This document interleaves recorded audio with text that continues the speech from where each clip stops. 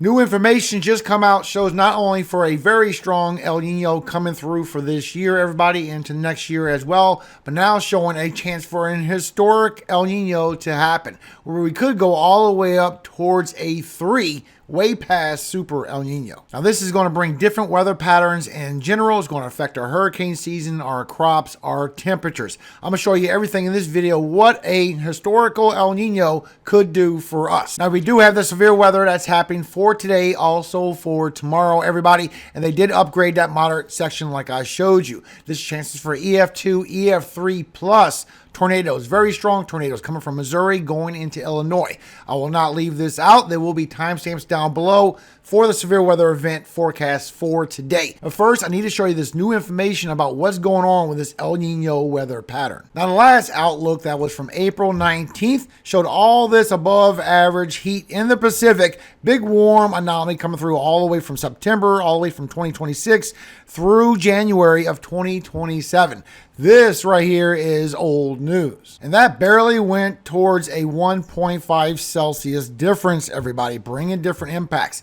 The latest information that just come out yesterday, showing it off the charts, possibly all the way towards a 3. Now, that is a forecast, but when you look at the relative, when you look at all the averages, still showing the highest is still above a 2.5. A super El Nino is a 2-degree difference in Celsius. This is going towards 2.5, towards 3. Even when we tone it down to the relative to the average, it goes all the way past a 2.5, everybody. And you can see the change. It went all the way from that 1.5, then it gradually increased, and then big spike all the way past 2.5. Now, this is the average. This could definitely go even further towards 3. Look at all the ensembles off the charts. We need a 4 in there. Now, not only is this going to affect our crops, everybody, we're getting a lot of global impacts from extreme heat to extreme rainfall. It's also bring increased chances of extreme weather,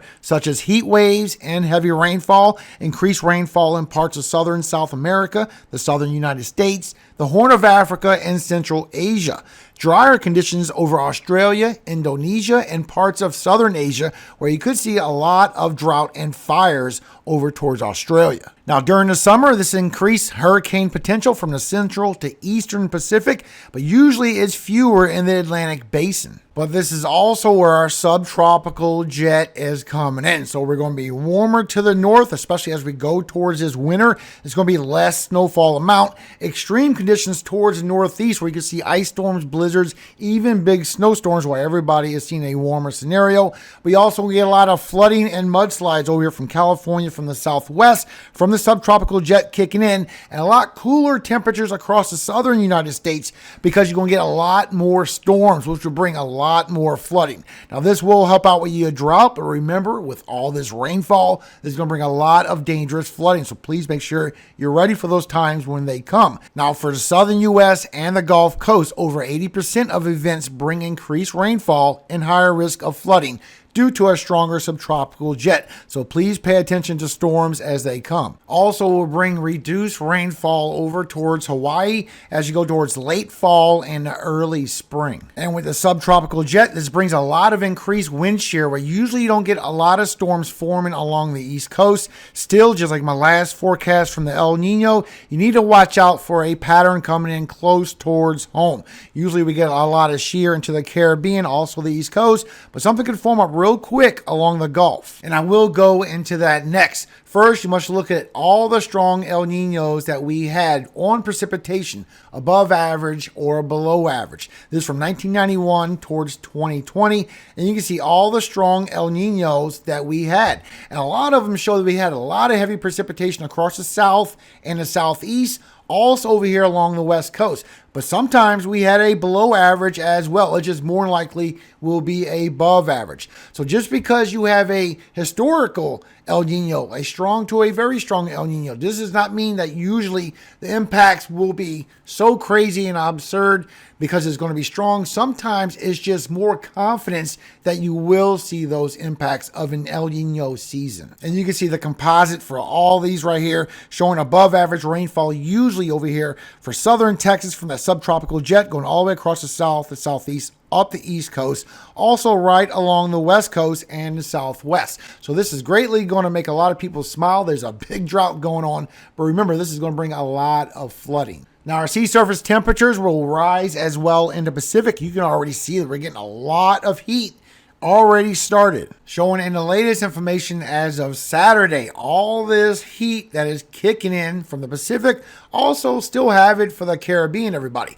Just because you have an El Nino season doesn't mean you're not going to have hurricanes. It means you have fewer, but it don't mean you won't have them. You got to remember, if you have warmer temperatures into the Caribbean, into the Atlantic, it could help combat some of those El Nino impacts. As of right now, the temperature anomaly is kicking in a big above average anomaly. You can also see as you go into the Caribbean, we still have warmer temperatures there as well. It's not a whole bunch, and the Gulf is still cool, but look at the temperature anomaly. We have a lot of above average areas where we're not cooling down just yet. Latest update on the deep ocean heat just shows just a little bit of heat down there. Nothing super big or anything just yet.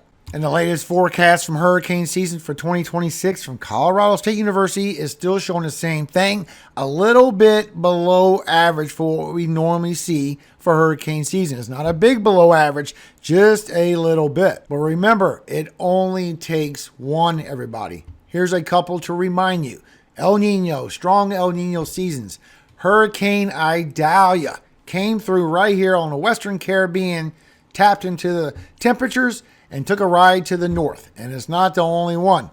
Hurricane Michael, same thing. Same area, same track. This is what we need to look for hurricane season this year. Starting off in the Pacific very strong, but what I'm seeing is that the whole area has a lot of lift coming soon. And you can see the latest update, everybody. So as you take a look at the potential velocity anomaly, showing something strong is going to build first into the Pacific as we come into the beginning of May. So look at the area with all these little blue spots. This is convection. This is favorable environment, lift in the atmosphere. Look where it's coming through. A strong MDR, main development region, something happening to the Caribbean, maybe have some issues. You see all this white and the neutral in there, but you see the pockets of the blue like something's trying to form, while you see a lot go also from the Gulf into the Pacific. I'm showing an active season is still coming, everybody. And this is going right into the beginning of June, maybe even starting all the way from the middle of May. Latest update still shows as we go towards the 20s of May, as we're getting out of this colder weather pattern from what the polar vortex did, that we're going to go into a new weather pattern. And this is where we're going to start getting a lot of favorable environment coming across the Pacific and then going all the way towards the Western Gulf, the Western Caribbean, the Western U.S., where a lot of storms is going to tap into this, and our severe weather is going to pick up in a very big way. We have colder weather as all this favorable environment is coming across. So this is going to bring a big but strange weather pattern. I really honestly couldn't tell you what's going to happen. Now, we still have this below average anomaly that's kicking in for this week. This is going to move across all the way towards this weekend, still bringing those temperatures I showed you, anywhere from 10 to 15 degrees below average. It will be stronger over here still towards the south central because you're normally in a lot of heat, and you're actually going to be in a lot of 60s instead of the 90s or even getting into those hundreds as we go through the weekend and the first part of next week. And still showing we have more coming. And you can see this here from your latest Arctic oscillation. So you can see this in the data. That cold blast I just showed you of this anomaly coming through. This is this right here, everybody. Look what is coming after that. After we go by the first weekend of May, we have a big cold anomaly coming through. Now, a lot of this is going to get bottled up along the western U.S., but this is going to bring more colder air towards the central and eastern U.S. as well. And then we're going to that crazy strong El Nino as we go towards the beginning of hurricane season right after this. Still showing two different scenarios. So still showing we have this below average anomaly kicking in. We could see it build up along the eastern U.S. right after this, and the cold air stays along the western U.S. That's the census so far. But as you watch further, you'll see that something drags across like our subtropical jet gets involved as we go towards the very beginning of May into a all new weather pattern. You can see this with GFS as well. You see all that below average anomaly kick in, but then we get that above average for a little bit But look how the below average kicks in again across the southern U.S. as we go through the first week of May and a little bit further. Now remember, this takes 7 to 10 days for this to reach the ground. So what you are looking at is the second week of May. And by the end of it, still showing we have a very strange weather pattern kicking in, everybody. Showing we just have multiple areas where we have below average temperatures kicking in all over the place. It's just whacked. So that is your El Nino forecast of what you can expect around the corner, everybody. Thank you for your time. Hope you have a very great day today. If you have a moment, please share this information to other platforms or just here on YouTube. Let other people see what the information is, because this has changed dramatically and it's going to impact a lot of people. Now, before you go, if you're in this severe weather, I have the forecast for you. Matter of fact, I'm in this as well. Some very strong winds coming my way. So I'm going to try and get through this a little bit quickly, but I will be thorough.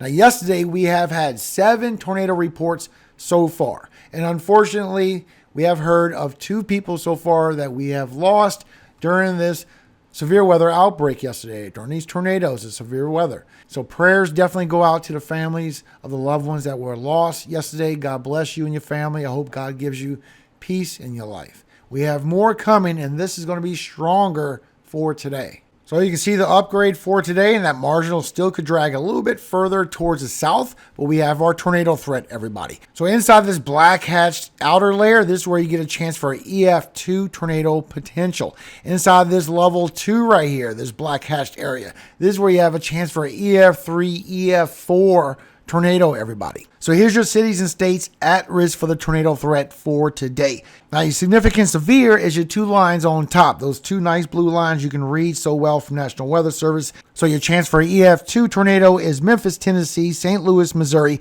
Little Rock, Arkansas, Springfield, Missouri, and Springfield, Illinois. Your chance for an EF3 tornado or stronger: St. Louis, Missouri, Springfield, Illinois, Columbia, Missouri, Decatur, Illinois, and St. Charles, Missouri. Also, the wind threat for today, and we do have that big 45% area where anybody in this red to this pink could see anywhere from 60 to 70, even up to 80 or 90 miles per hour wind gusts coming through with this line of storms, everybody. So here's your cities and states at risk for the damage and wind threat for today. You do have a chance for large hail, anywhere from 2 to 3 inches in diameter, significant severe in this black hatched area, and this 30% in this red area where it could be a little bit larger. So here's your cities and states at risk for the chance for the hail for today. And your large hail is Memphis, Tennessee, St. Louis, Missouri, Shreveport, Louisiana, Little Rock, Arkansas, and Springfield, Missouri. And you can see here from National Weather Service, there's a chance for multiple strong to intense tornadoes, EF3 plus. You see, as we go through for this morning, the big Bowen line feature right there, not only the chances for the tornadoes, this is bringing the damage and winds. And you can see with your significant tornado perimeters, you can see your best chance does climb as you go through the morning from Missouri. But once you go through the afternoon, it climbs from eastern Iowa going into Illinois as well, all the way south from Missouri into Arkansas, maybe even some of Texas. So as you look at the storms that's tapping into this energy, you can see as you're going through the morning, you're getting strong winds coming through northern Missouri, eastern Iowa, into western Illinois. And once you go towards noontime, then you start seeing discrete cells pop up over here a little bit further towards the south. So not only the damage of winds, QLCS tornadoes possible in this line of storms, this is where all your energy is going to be strongest right here over Missouri. And this is transferring into Illinois as you go through the afternoon, showing we have good chances for multiple supercells to fire up, as well as multiple line of storms firing up from Illinois going into central Indiana. This is going to bring a hail threat, but also the tornado threat. Now, as you go through the evening, this is where it builds up to a lot of multiple supercells that could pose our risk for our threat. As it transitions from Missouri into Illinois, this is where we're going to see the storms firing up really strong. A lot of discrete cells. First is showing western Tennessee, southeastern Missouri as well. But as you go through the evening, you see that grows into southern Illinois, even central Illinois. Multiple line of storms bringing damage and winds, maybe a QLCS tornado with supercells in front of it. We're going to see multiple tornadoes out of these storms, everybody. As you go later into the evening, because this will be a nocturnal event as well, it turns into a damage and wind event, bringing a lot of hail with that also. Brings regular thunderstorms into Indiana, Ohio, also Wisconsin. This is going to bring some winds with these.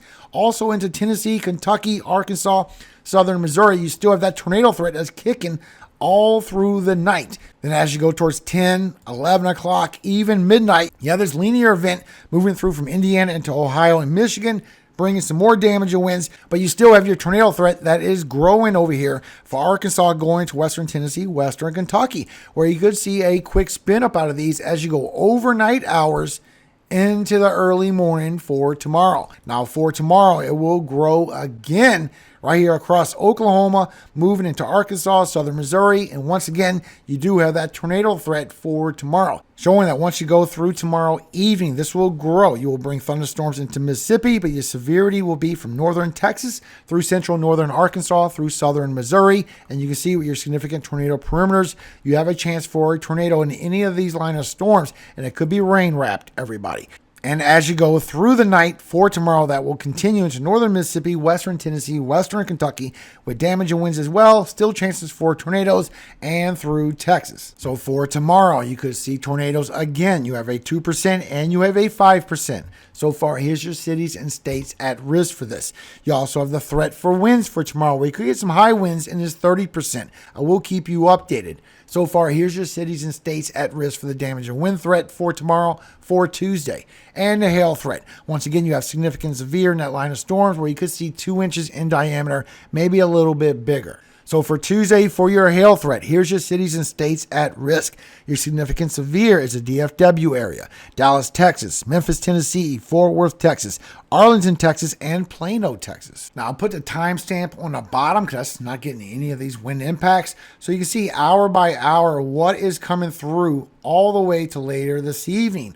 All that orange is 50, all that red is 60, and the brown is 70 miles per hour wind gusts, possibly with some 80. And once again, unfortunately, I am right here in this strong portion. So if you're in these impacts, please be aware of these winds. This is very powerful. Now that is the latest updates, everybody. So please be careful in these storms. Remember what I showed you in the forecast. These are going to be very strong cells that's going to pass by for today. So please heed my warning.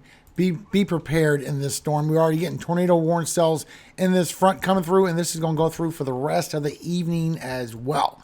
I hope this report also helps you understand what is happening with our weather pattern around the corner going into this very strong El Nino. A super El Nino is not only likely, and historical is still a good possibility, everybody. Now, before I go, a quick word from our Father, everybody. Ephesians 6:10 through 13.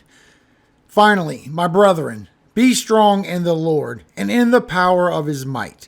Put on the whole armor of God, that ye may be able to stand against the wiles of the devil.